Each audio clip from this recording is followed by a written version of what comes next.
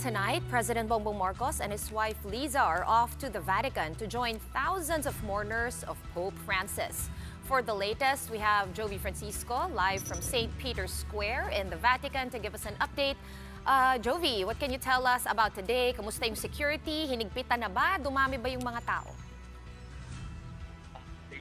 From yesterday, Sean, at let's discuss the numbers from yesterday. So before midnight last night, the Italian police released the estimated number of people that lined up for to view or visit Pope Francis at the Pope's altar inside the Basilica. That's 25,000, and that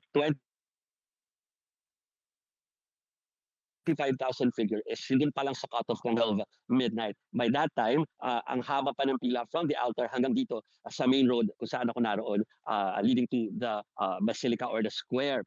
So they decided to extend for 6 hours yung viewing, meaning 6 a.m. na natapos. At mukhang dapat nga itutuloy-tuloy na yata yung decision hanggang 7 a.m. ay resume ulit. Pero the thing is, they need to close down the basilica for cleanup at saka for preparation. So nag-break lang ng 1 hour, then balik na naman ulit yung mga nasa pila. At ngayon nga ay kahit umulan ng morning ay hindi natinag ang mga tao, Sean. Hindi sila umalis sa pila nila. Siyempre nagdala na ng payong at ngayon ay tuloy-tuloy yung pagpasok nila sa basilica. Yes, and Jovi, of course, following the morning of Pope Francis, what follows is the conclave, and that will be taking place around Mena, no? And among those who will be voting or electing is our very own Cardinal Tagle, one of 3 cardinals, 3 Filipino cardinals. But when we check social media, Jovi, there's been a lot of clamor from Filipinos, parang nangangampanya pa para kay Cardinal Tagle to be the next Pope. But what did the CBCP say about that? Tama, Pauline, yung campaign online na nagaganap, maybe because of the popularity of Cardinal Tagle, especially among Filipinos.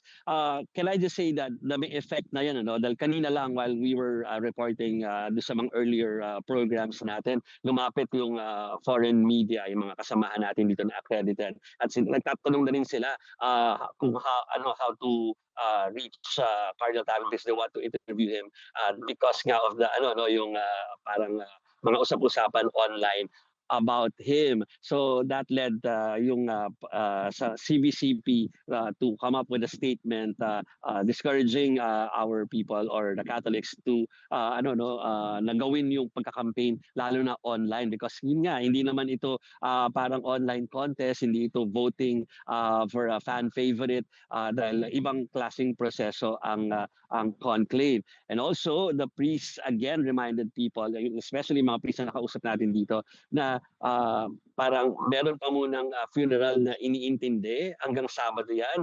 And after Saturday, that's like 9 more days of mourning, meaning may mga activities like mga mass at saka rosary. Tapos ay saka pa lang dapat pag-usapan ang conclave.